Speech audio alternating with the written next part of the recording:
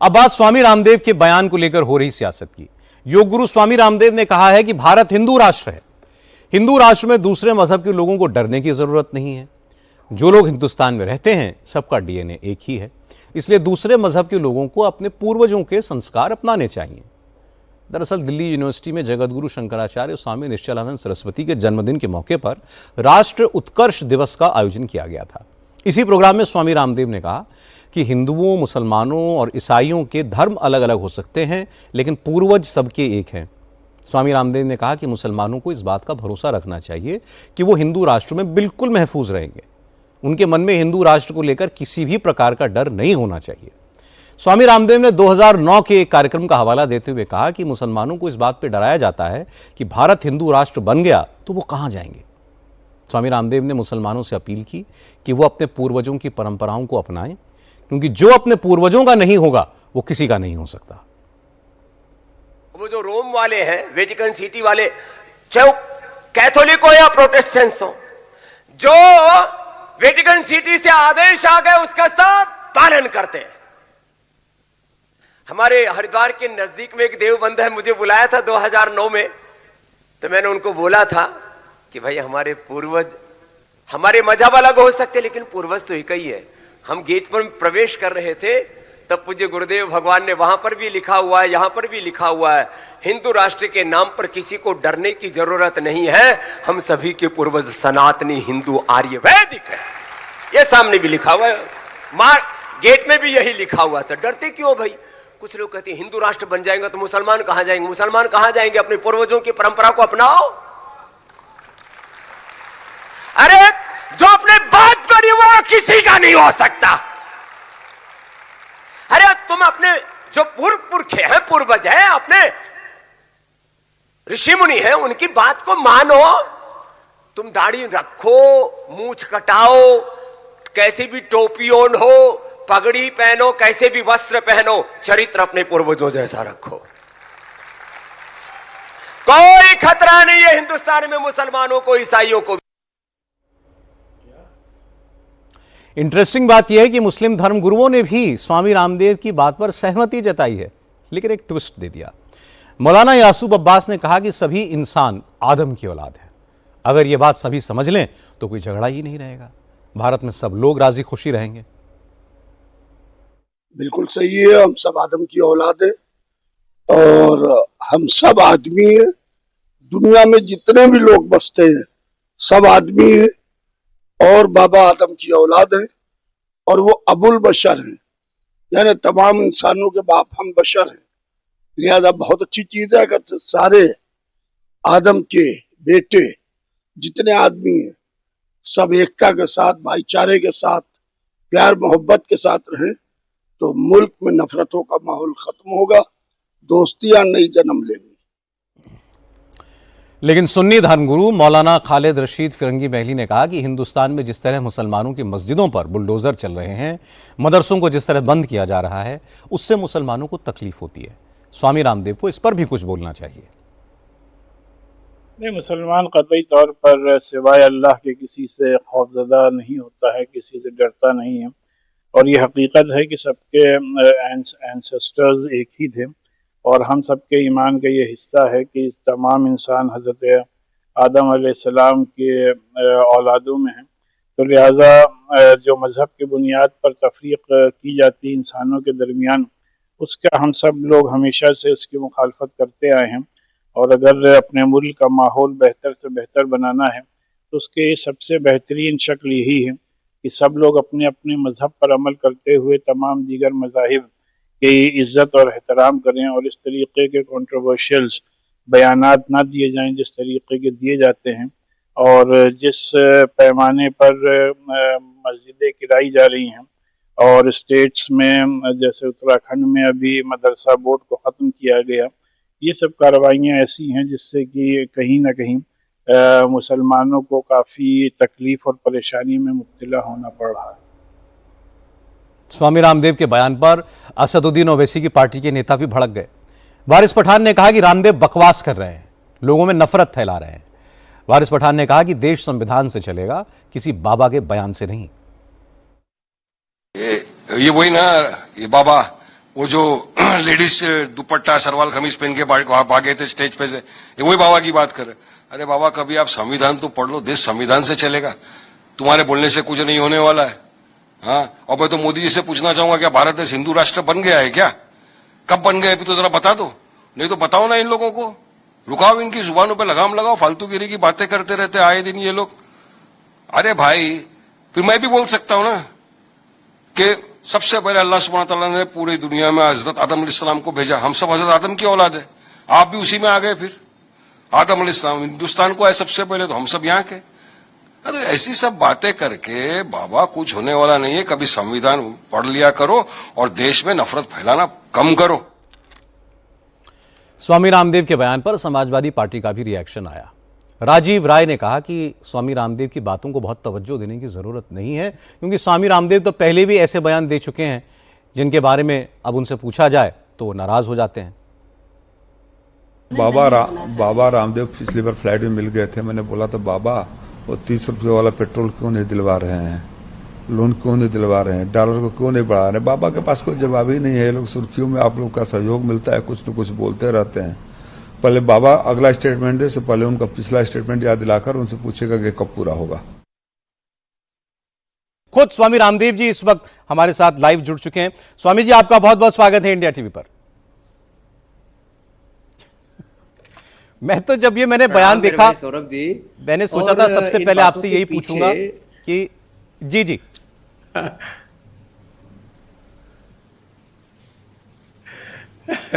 नहीं, बोलो आप बोलो। नहीं, मेरे तो मन में यही सवाल आया कि स्वामी जी को ये कहने की क्या जरूरत पड़ गई, क्यों कही आपने ये हिंदू राष्ट्र की बात? दरअसल हमारे पूज्य जगत गुरु शंकराचार्य गोवर्धन पीठ के हमारे महापुरुष निश्चलानंद जी महाराज जी ने अपने जो एक वैचारिक सिद्धांतों की दृष्टि से वहां कुछ ध्येय वाक्य लगाए हुए थे। इसमें एक ये था, हम सबके पूर्वज आर्य हिंदू वैदिक सनातनी हैं। तो मैंने इसी बात को आगे यूं कहा कि हमारा डीएनए एक है, हमारे पूर्वज, हमारी पूर्वजों की संस्कृति एक है, और ये हमारे लिए गौरव की बात है। और हिंदू राष्ट्र का मतलब कोई मजहबी उन्माद नहीं है, जहां पर वैयक्तिक जीवन में सच्चरित्रता, पवित्रता, अहिंसा, सत्य, अस्तेय, ब्रह्मचर्य, अपरिग्रह, शौच, संतोष, तप, स्वाध्याय, ईश्वर प्रणिधान, जो 5 यम और 5 नियम जो अष्टांग योग के जो हमारे साधन है, उनको भगवान बुद्ध, भगवान महावीर, गुरु नानक देव और यहाँ तक कि इस्लाम, ईसाइयत, सारी दुनिया के मत, पंथ, संप्रदाय, मजहब और सारी दुनिया के मानवतावादी लोग, जिनको आज ह्यूमन वैल्यू, मोरल वैल्यूज, जिनको स्पिरिचुअल वैल्यूज कह के, डेमोक्रेटिक कॉन्स्टिट्यूशनल वैल्यूज कह करके बता रहे हैं, वो तो सब एक ही समान है ना। तो इन संवैधानिक और सांस्कृतिक मूल्यों पर आधारित एक सच्चरित्रवान ऐसा राष्ट्र जिसमें आर्थिक समृद्धि भी हो, जिसमें राजनीतिक इच्छा शक्ति भी हो और जिसमें सब प्रकार का आर्थिक, वैचारिक, बौद्धिक वैभव भी हो, तो ऐसा राष्ट्र से हिंदू राष्ट्र का तात्पर्य है। हिंदू राष्ट्र का मतलब कोई मजहबी राष्ट्र नहीं, और उसमें सब इस भाव के साथ यदि जिएंगे कि हम सब एक ही पूर्वजों की संतान और अपने पूर्वजों के प्रति कृतज्ञता का भाव रखेंगे, तो ये जो आज जाति, वर्ग, समुदाय और मजहबों के नाम पर घृणा, नफरत, एक दूसरे के से विभाजन की जो नीति चल रही है, खास करके सामाजिक तौर पर, मजहबी तौर पर, राजनीतिक तौर पर ध्रुवीकरण चल रहा है, ये सब खत्म हो जाएगा और पूरे राष्ट्र में एकता का सूत्रपात होगा। इस भाव से इस बात को सौरभ जी कहा गया है। देखिए, आपने कहा कि हम घोषित करते हैं कि भारत हिंदू राष्ट्र होकर ही रहेगा, हम ईश्वर के प्रतिनिधि हैं, और इसके बाद फिर आपने कहा कि इस भारत को ऋषिभूमि बनाने की जिम्मेदारी हम ऋषियों की संतानों की ही है, ये हमारा धर्म है, ये हमारा कर्तव्य है। तो आप ये मांग कर रहे हैं कि भारत को हिंदू राष्ट्र घोषित किया जाए, वरना स्वामी रामदेव जी लीड लेकर के और सनातनियों को इस अभियान में जोड़ेंगे? नहीं, ये भारत तो हिंदू राष्ट्र है ही, इसकी घोषणा कोई विधानसभा, लोकसभाओं से नहीं होनी। मैं कहता हूं, हम ऋषिकाओं की संतान है, राम का रामत्व, कृष्ण का कृष्णत्व, शिव का शिवत्व हमारे जीवन में होना चाहिए। सीता, लक्ष्मी, दुर्गा, सरस्वती, पार्वती, भवानी, भगवती जैसा हमारे जीवन में उनमें सच्चरित्रता, उनकी पवित्रता होनी चाहिए। तो हिंदू राष्ट्र बनाने के लिए हमें अपने आचरण में श्रेष्ठता लानी होगी। आज जो रिश्तों का कत्ल हो रहा है चारों ओर समाज में, कहीं ना किसी रूप में विभाजन है, घृणा है, नफरत है, ये सब खत्म होगी, तब ये राष्ट्र महान बनेगा। और ये देवभूमि है, ये ऋषिभूमि है, यार इस देश का तो नाम ही आर्यवर्त देश रहा है और आज भी ये आर्यवर्त देश ही है। ये भारत, ये हिंदुस्तान और फिर ये इंडिया और ये बाकी तो सारे नाम के तो ये तो बहुत अर्वाचीन नाम है। भारत का जो प्राचीन नाम है वो आर्यवर्त देश है और ये देवभूमि है, ऋषिभूमि है, वेदभूमि है और ये रामकृष्ण हनुमान शिव की देवी देवताओं की भूमि है। हम सबके पूर्वजों की पुण्य भूमि है और हम सबके पूर्वज एक है। ये बात होने से सारे देश में एकता का एक संदेश जाता है और सारे भारत के तो मुसलमान भी इस बात को कह रहे हैं। अब तो पाकिस्तान और अफगानिस्तान वाले भी कह रहे हैं कि हमारा डीएनए एक ही है। तो इसमें मैंने तो कोई भेद डालने वाली बात ही नहीं की। मैं तो नफरत का कभी भी प्रचार, मैं आपको बताऊंगा आपकी बातों पे क्या क्या रिएक्शन आए। प्रीति का उपासक हूं। सब नर करे परस्पर प्रीति सरई धर्म निरत सुतरीति मित्र से चक्षुषा सर्वाणी भूतानि समक्षंताम का उपासक हूं मेरे भाई सौरभ जी। स्वामी जी, कौन कह रहा है कि आपका बयान विभाजन करने वाला बयान है? वो सब मैं उस पर बात करता हूं, लेकिन पहले ये बात क्लियर कर लें। आप आर्यव्रत कहिए, भारत कहिए, हिंदुस्तान कहिए, इंडिया कहिए, नाम एक अलग विषय है, लेकिन उसके साथ कहा जाता है कि भारत एक सेक्युलर देश है। भारत, जैसे किसी ने इस्लामी राष्ट्र बना लिया, किसी ने ईसाई मुल्क बना लिया, हमने अपने देश को सेक्युलर माना और अपने संविधान में सेक्युलर शब्द का इस्तेमाल किया है। तो पहले यह बात साफ हो जाए कि क्या आप ये चाहते हैं कि भारत को एक सेक्युलर देश की बजाय एक हिंदू राष्ट्र कहा भी जाए? देखो, सेक्युलर का मतलब भी धर्मनिरपेक्ष नहीं है मेरे भाई सौरभ जी। सेकुलर का जो मीनिंग हो पंथ निरपेक्ष, अर्थात किसी भी पंथ का हमारे यहाँ अनादर नहीं है, तिरस्कार नहीं है, उसके प्रति अपमान, घृणा, नफरत नहीं है। तो और देश तो संविधान से चलेगा। देश की जो सामाजिक व्यवस्थाएं हैं, एजुकेशन है, सिस्टम है, पॉलिटिकल सिस्टम है, जिसमें चुनाव है, बाकी विधायिका, कार्यपालिका, न्यायपालिका और जो भी एक देश की व्यवस्था है वो तो संविधान से चलेगी। और हमारा जो आंतरिक जीवन है वो अपनी सांस्कृतिक विरासत से चलेगा। सा प्रथमा संस्कृति विश्वहारा। और ये जो विरासत और विज्ञान का ये जो समन्वित दृष्टिकोण है, यही साइंटिफिक टेम्परामेंट हमारा संविधान में सिखाता है। And the vision of oneness, coexistence and harmony. ये कोई डिफरेंशिएट नहीं कर रहा हूं मैं किसी भी बात से। तो ये घोषित तौर पर सबको, कोई मैंने कहा ना, इसके लिए कहीं पोस्टर बैनर चिपकाने की आवश्यकता नहीं है। इसके लिए कोई विधानसभा लोकसभा में कोई प्रस्ताव भी पारित करने की आवश्यकता नहीं है। इसके लिए सारे देश को एक मत से अपने पूर्वजों के प्रति पूर्ण श्रद्धा, कृतज्ञता और अपने पूर्वजों जैसा महान चरित्र हमारे लिए अहिंसा, सत्य, सत्यमेव जयते, ये तो हमारे वेदों का ही तो सांस्कृतिक उद्घोष है। यतो धर्मस्ततो जय, ये भी तो हमारा सांस्कृतिक उद्घोष है। धर्म चक्र प्रवर्तनाय, तो इसमें कोई भिन्नता है ही नहीं। तो यहां मुझे तो नहीं लगता कि किसी भी तरह की कोई भेद दृष्टि है।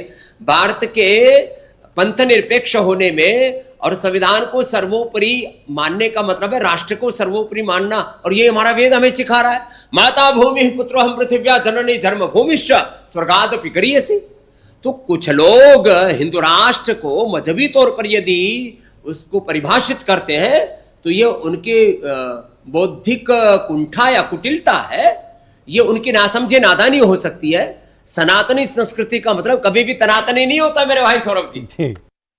अच्छा, आपने फिर ये कहा, तनातनी वाली बात करते हैं, आपने ये भी कहा कि और धर्मों के जो लोग हैं जो अपने आप को सनातनी नहीं उसकी पहचान उससे करते, वो मुसलमान हो चाहे ईसाई हो, वो चाहे जैसे मर्जी रहें, लेकिन अपने ये स्वीकार करें कि सबके पूर्वज सनातनी थे और अपना चरित्र उनके जैसा बनाएं।